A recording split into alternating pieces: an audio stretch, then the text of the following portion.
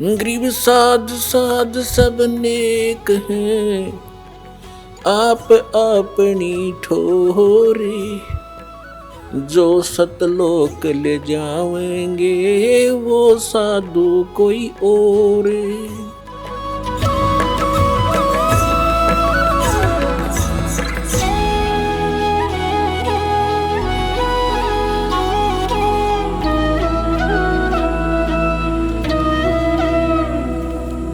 और कहा कि अष्टानंद तेरी कोई भक्ति की उपलब्धि नहीं है।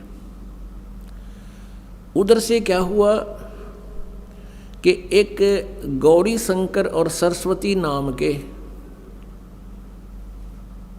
पति पत्नी ब्राह्मण थे।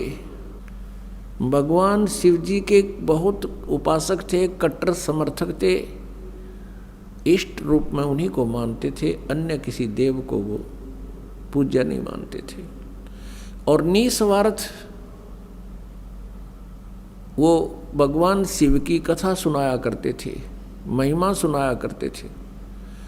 जो भी पैसा उनके पास आ जाता था कथा करते समय, तो अधिकतर वो धर्म में लगाया करते थे। उनका कोई संतान नहीं थी, विवाह को लगभग 20-25 वर्ष हो गए थे, उनके कोई संतान नहीं थी, और संतान की चाह उनके हृदय में बहुत घनी थी। रह रहकर भगवान शिव जी से प्रतिदिन प्रार्थना किया करते थे। कुछ दिनों के बाद क्या हुआ कि जो काशी के अन्य ब्राह्मण थे, जो जनता से पैसे लेकर के उनको गुमराह करके पैसे ऐंठा करते थे, उनको लगा कि जो गौरी शंकर है ये निःशुल्क और निस्वार्थ भाव से जनता को कथाएं सुनाता है, और काशी के लोगों की अधिक आस्था इस गौरी शंकर में होती जा रही है। इस कारण से वो ईर्षा किया करते थे, लोगों को कहा करते थे कि ये गलत है, ये झूठी कथाएं सुनाता है, उसमें बहुत से दोष निकालते थे। दूसरी तरफ मुसलमान बहुसंख्या में बनारस में थे, वो भी इस बात से परिचित थे कि काशी के अन्य पंडित गौरी शंकर से ईर्षा रखते हैं, वो इनके साथ नहीं हैं। और हिंदू धर्म का अत्यधिक प्रचार बनारस में ये गौरी शंकर कर रहा है, ये शिव जी का पुजारी है। तो उन्होंने ऐसा अवसर देखा कि अब न तो हिंदू गुरु इसके साथ हैं, उन्होंने अपना जल उस गौरी शंकर के परिवार के पूरे घर में छिड़क दिया। मुसलमानों ने झूठा जल करके सारा छिड़क दिया और ज़बरदस्ती गौरी शंकर और उसकी पत्नी को पिला दिया। इस दृश्य को वो ईर्ष्या करने वाले अन्य ब्राह्मण देख रहे थे, उनको पता चला। उसी दिन से उन्होंने गौरी शंकर और सरस्वती जी को अपनी बरादरी से निकाल दिया और कह दिया कि ये मुसलमान बन गए हैं, इन्होंने झूठा पानी पी लिया है, जबकि उनको बाई फोर्स पिलाया गया था। अब ऐसी स्थिति में गौरी शंकर ने मुसलमान धर्म को स्वीकार कर लिया, क्योंकि हिंदुओं ने उनका बहुत विरोध कर दिया और गंगा में स्नान करना भी बंद करवा दिया कि अब ये मुसलमान हो गया, ब्राह्मण नहीं रहा, हिंदू नहीं रहा।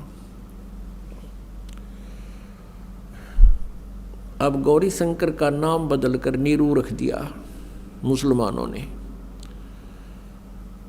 और सरस्वती का नाम नियामत रख दिया, उसको नीमा कहने लगे, और नीरू का नाम नूर अली रख दिया, उसको नीरू कहने लगे। लहर तारा नामक तालाब की स्थापना कैसे हुई? वो एक बहुत बड़ा गड्ढा था, लगभग सैकड़ों एकड़ में झील थी, और गंगा का पानी लहरों के द्वारा ओवरटेक होकर, ओवरफ्लो होकर, जैसे पशु घाट बने हुए थे उनसे उछलकर वर्षा के दिनों में जब फुल स्वयं पर गंगा चलाकर बहती थी, तो पानी ओवरफ्लो होकर के लहरों के द्वारा रिस के ऊपर के उछल के एक बहुत बड़े सरोवर का रूप धारण किए हुए था। उसका जल गंगा के तुल्य ही निर्मल था। लंबी चौड़ी झील थी, झील तो नहीं कह सकते, लंबा चौड़ा सरोवर था, वो तालाब था। और अष्टानंद जी भी वहाँ एकांत स्थान पा करके स्नान किया करते थे उसी स्वच्छ जल में। उधर से नीरुनीमा पहले ब्राह्मण थे, प्रतिदिन गंगा पर स्नान करने जाते थे। गंगा में स्नान करना ब्राह्मणों ने उनको प्रतिबंध लगा दिया, मना कर दिया। तो वो भी उसी लहर तारा नामक तालाब पर स्नान करने के लिए प्रतिदिन जाया करते थे।